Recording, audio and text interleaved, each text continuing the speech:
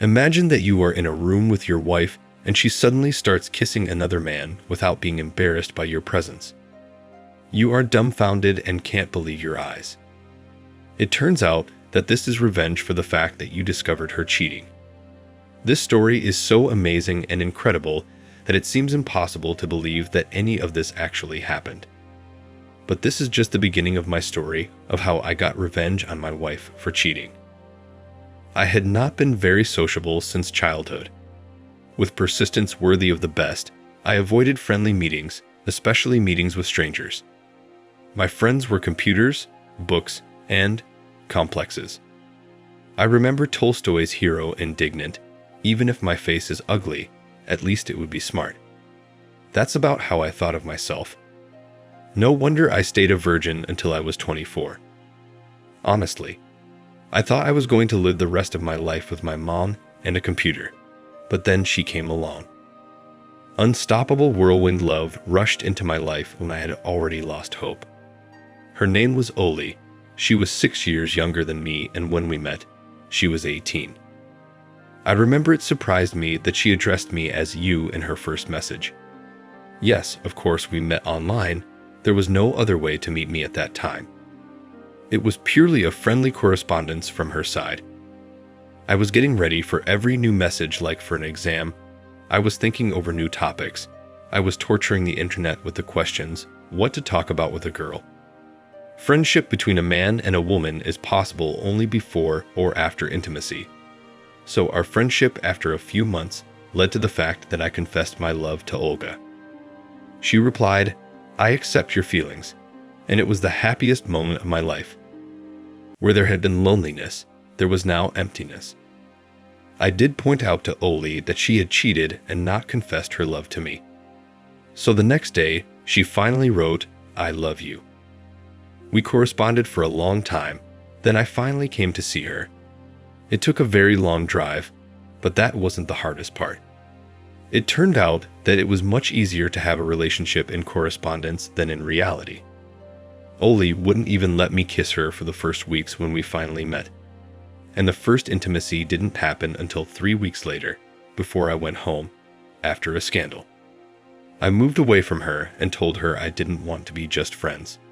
She kept quiet for 24 hours, and the next day she invited me over. My parents weren't home. After I slept with a woman for the first time, something changed in me. I felt that now I was a full-fledged person too, and I didn't have to be ashamed of myself.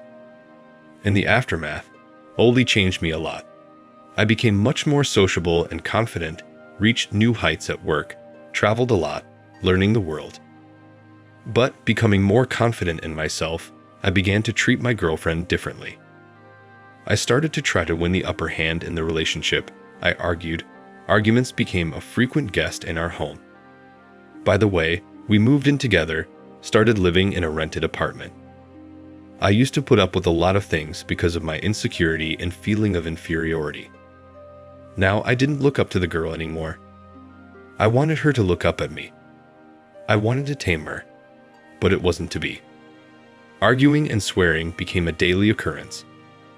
I felt like I was losing control in the relationship, that I had almost no control over my girlfriend, and I was freaking out, trying to swear my way back to dominance, but to no avail. At first she thought that since I was much older, I was more important, but now she realized that I did not know life at all, that we were similar in experience. So we fought about every little thing. No one wanted to back down. She was probably an unyielding egomaniac at the beginning of the relationship too, but back then I was unsure of myself and gave in to everything easily. I also remember how great it is when a girl is for me, when she gives me the upper hand. At one time, in order to give me confidence in myself, she herself began to tell me that the man must be in charge, that she, like a geisha, always half a step behind the man. Before her, I did not think about leadership in a relationship, but she awakened something masculine in me that now did not want to go back to sleep. I wanted to dominate in one way or another in intimacy and in life. But Oli didn't want my dominance anymore. And yet, I loved her very much. I felt we were like inseparable parrots. I was her first and only. So was she to me. We belonged only to each other. And we fought so much precisely because we were going to live our whole lives together, and each was trying to get more benefits for himself or herself in our future life together. The quarrels were hard. In each quarrel, Oli crossed a new line, which I thought it was impossible to cross. She terrified me with how easily she broke all the taboos when she was angry. Nothing held back her anger, not even love. More and more often, she would go to her mother's house after arguments, and I could only talk to her on the phone for a week. Or no communication at all. All these silences were killing me. The loneliness was coming back to me. Nothing made me happy. I could only lie there and listen to some nonsense on YouTube. But she seemed to take it all easily. She was doing fine with her business, painting, studying at the institute. At the same time, always in quarrels, told me that she was being courted by many men, who were better than me in all respects. She just loved me very much. I was pissed off by such phrases. I began to return to my insecurity, and also the uncertainty of her feelings for me. I am willing to do anything for her. But what was she willing to do for me? I began to make up unnecessary sacrifices for her for me. I just wanted to see that in case of something she would not leave me, but was ready to do something for me. She, on the other hand, defending her freedom, refused to make even the smallest concessions for me. For example, I remember being angry that she did not change her avatar on the phone at my request. It seemed to me that such a small concession she could afford for me, but she said that it was her personal space and I have no right to interfere in it. That's when the argument happened, during which she suddenly said, "If you don't appreciate me, I'll go to someone who does." I was all cold inside with rage. How dare she say that to me? After I gave her my heart once and for all, to talk to me like I'm just one of a kind. "You know very well that no one will love you like I do," I answered. "Are you ready to trade the eagle for the tit?"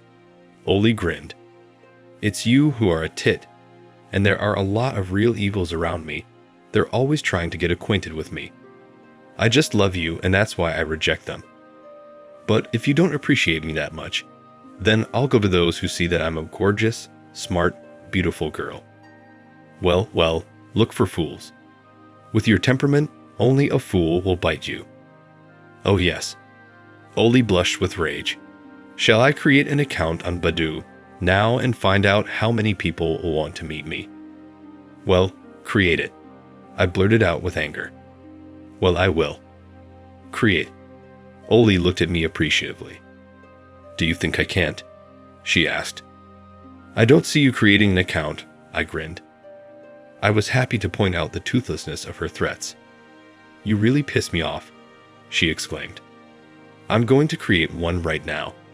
She grabbed her phone furiously and went to Play Market, started downloading the Badoo. A shiver went through my body. She was obviously determined to make me very angry. Oli looked at me, wiggling her leg under her short robe as she downloaded the app. I couldn't help but notice how beautiful she was. She knew how affecting she was to me, and showing her body on purpose was a mute rebuke of look how beautiful I am. How can you fight with a girl like that all the time? Oh, it downloaded, she said mundanely as she opened the Badoo. She was starting to get visibly nervous looking at me. This was going too far. But I didn't stop her out of pride. Here she uploads a photo and chooses a photo in a swimsuit. Here is the verification, writes a description of the account. So, what to write? She says, biting her sexy lips, looking for an eagle, not a tit. Short and clear, don't you think? I shrugged irritably, waiting to see if she would create a profile. Oli, before creating it, looked at me. Well, I do. Thank you, honey, she said sarcastically, but still she clearly lingered before submitting the questionnaire to the site. Finally, with a trembling finger, she confirmed the profile creation. I pounded the table loudly and went out into the kitchen. We didn't chat until the evening. At 6 p.m., she came up to me, dressed. I went out on a date. What? I exclaimed indignantly. And you thought I was kidding? I'm not the village idiot with whom you can behave as you like. You have to appreciate me, and you'll find that out sooner or later. It's up to you when. You know what? Go like you. And I will. Oli slammed the door and walked out. I was sure she was lying. She would never betray our love, our bond. We had always belonged only to each other, and I didn't believe she could tarnish the beautiful tale of our love. We didn't speak for the next few days. Oli would go out in the evenings. She came back every time later and later. One night she told me, "I invited a man over to my place tomorrow. I told him you were just a roommate. As a matter of fact, I am. Don't interfere with our date." I choked on the tea I was drinking. "Are you even serious?" "Yes," she said defiantly. "You dare bring another man into our house? You dare be rude to me and not apologize? It's your own fault. Don't accuse me of anything." Oli was blaming me for everything, which made me even madder. "Don't you see the line?" I shouted. "It's one thing to swear or play silent games, but to wiggle your ass in front of other men." "I don't wiggle my ass," she yelled back. "Don't talk to me like that. That's it. Until you realize you're guilty, don't you dare come near me, asshole." She turned around and quickly walked out without giving me an answer. I still thought she was lying to teach me a lesson, that there was no man. But the next day, around 7 p.m., I heard the sound of the door opening and a man's voice. Everything inside me collapsed. On cotton legs, I went out into the hallway. There, standing next to my little Oli, was a tall, handsome man with a stylish goatee. I immediately felt inferior to him. My initial ardor was quelled by his confident appearance and his firm handshake. In a low voice he said, "Nice to meet you. My name is Frodo." Duma. I introduced myself by looking at Oli. She averted her eyes. "Oli said you were a good neighbor. I hope we're not disturbing you." "No, make yourself at home." I was defeated, crushed. But in the back of my mind, I still thought, this is a prank. She decided to teach me a lesson, so she put a friend up to it. I went into the kitchen, and they set up in the living room. I didn't disturb them. From time to time, Oli came into the kitchen, taking glasses and wine and snacks. She looked at me as if expecting me to apologize and finish it. Her eyes said she wanted me to finish it, that she loved only me, and asked me to stop this outrage. But my pride wouldn't let me apologize. She would irritably turn away and go into the living room. Soon they started listening to music. I put up with it for about 10 minutes, then I couldn't stand it and went to tell them to turn down the volume. But at the door I froze. They were clearly just dancing. The hands of a tall, stately man were on my Oli's hips. But now, they were just standing there looking at each other. Oli squinted her eyes and saw me. At that moment, he leaned in to kiss my sweetheart. Panic appeared in her eyes. This was the moment whose character would be stronger. Neither Oli nor I wanted Frodo to kiss her. It was a question of who could not stand it and would stop the circus. But no one wanted to give in, and I was horrified to see the lips of a strange man touch the lips of my beloved woman. She flinched, instinctively recoiling, but he soothingly ran his hand through her hair and pulled her to him. "It's okay, I really like you," he said, and kissed her again. It was already a strong, passionate kiss. Frodo held Oli and did not stop kissing her. My little Oli, with her giant pride, looked defenseless and weak now. She had never been like that around me. She had always been strong in our relationship. Frodo didn't need to ask her to be weaker. She was weaker than him. And now, trembling, with quiet moans, she answered his kiss. "I want you," Frodo said suddenly. "But there's Duma." Oli's beautiful voice murmured. "I'll talk to him," he said firmly, as if I were the only problem and Oli a priori wanted intimacy with him. He behaved with confidence in a way that I had never behaved with Oli. And I saw firsthand that a man is like a musical instrument. Its sound depends on who plays it. Oli didn't look at all confident around such a man. She looked like what she really was. A young, inexperienced girl who knew nothing of life yet, who needed a father figure, a wise man who knew what was right and what was wrong. I went back to the kitchen so Frodo wouldn't know I was watching them. Soon he appeared, sat down businesslike across from me, and smiled. "Listen, buddy, I've been ducking Oli for a few days now. She's turned out to be a tough nut to crack. Now's my chance. Do you mind if we go out for an hour? You understand me, don't you, man to man?" "Yeah, I do," I answered as if in a dream, as if falling from a great height. "That's great." He slapped me on the shoulder with his huge hand, which almost made me fall off the chair. "I owe you one." He's obviously used to getting what he wants, and I could feel how hard it was to go against his pressure. And what Oli? I could still stop everything. Yes, they had kissed. It was perceived as a monstrous betrayal, but it was still just a kiss for now. But I was still angry with Oli and thought she should be the one to apologize. After all, shouldn't a woman be softer and give in first? "Do you have any contraception?" I asked Frodo as he walked away. He stopped and clutched his pockets with a smile. "Can you believe it? I forgot in my other pants." He smiled. "Can you help me out, buddy?" I got up slowly, pulled out a wad from the drawer, and handed it to him. I didn't want him infecting my Oli with anything else. He's an insemination bull. He must have 10 more like Oli. "I owe you twice as much now." Frodo laughed. I tried to smile, but I couldn't. As he walked out, he met Oli in the doorway. She looked at me. I looked at her. Last chance. Would anyone give in? Would anyone put love above pride?